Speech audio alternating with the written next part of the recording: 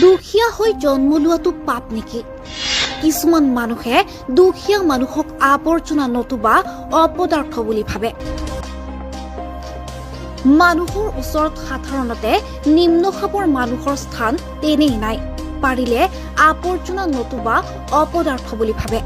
সেই মানুহক তাচ্ছিল্য কৰা মানুহৰ অভাৱ নাই, কিন্তু তেওঁলোকক বুজিবলৈ যত্ন কৰা মানুহৰ অভাৱ।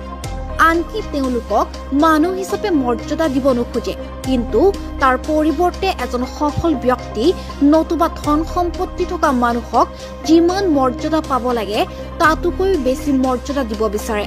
সেই মানুহক ভগৱান মানিব। মানুহ কেনেকৈ ভগৱান হ'ব পাৰে? সেই ব্যক্তি যি ব্যক্তি নহওক কিয়। ভক্তি কৰিলেও ভক্ত হোৱাৰ প্ৰয়োজন জানো? বহুতেই ৰিক্সাৱালাক সম্বোধন কৰি নামাতে। তেনেদৰে হোটেলৰ কৰ্মচাৰীক পোৱালি কয়, মুচিক চাকৰৰ দৰে ভাবে। এয়াই মানুহৰ মানসিকতা। আমি মানুহক মানুহ হিচাপে মৰ্যাদা দিব নোখোজো কিয়? মানুহক মানৱতাৰ ফালৰ পৰা জোখাৰ পৰিৱৰ্তে কৰ্মস্থানৰ সম্পত্তিৰ পৰা জুখিবলৈ লয়।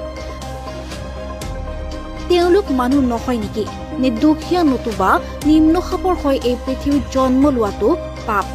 আচলতে প্ৰত্যেকেই নিজৰ স্থানত শ্ৰেষ্ঠ, কিয়নো আনে কৰা কাম আপুনি হয়তো নোৱাৰিব পাৰে, আনহাতে আপুনি কৰা কাম আনে নোৱাৰিব পাৰে।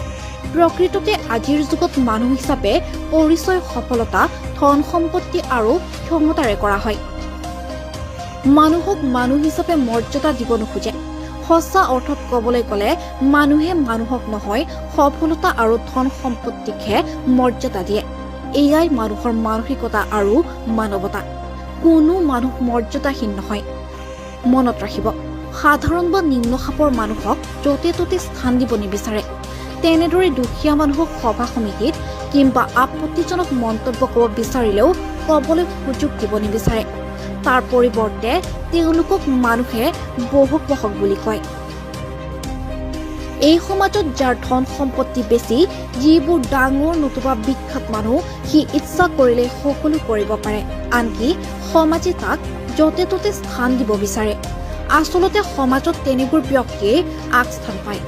এই সমাজখন তেওঁলোকৰ বাবে সেই বিখ্যাত নতুবা ধন সম্পত্তি থকা ব্যক্তিহে স্থান দিবলৈ ৰৈ আছে, কিন্তু সাধাৰণ মানুহক নহয়। দুখীয়াৰ কোনো স্থান নাই নেকি? পৃথিৱীত কোনো মানুহ ব্যৰ্থহীন নহয়, কিন্তু মানুহৰ আভ্যন্তৰীণ প্ৰতিভা নতুবা গুণ শক্তি সহজে কোনেও জানিব নোৱাৰে যে কাৰ লগত কি গুণ আছে। মনত ৰাখিব, কেতিয়াবা গছকত পৰা দুবৰি বনৰো প্ৰয়োজন হয়।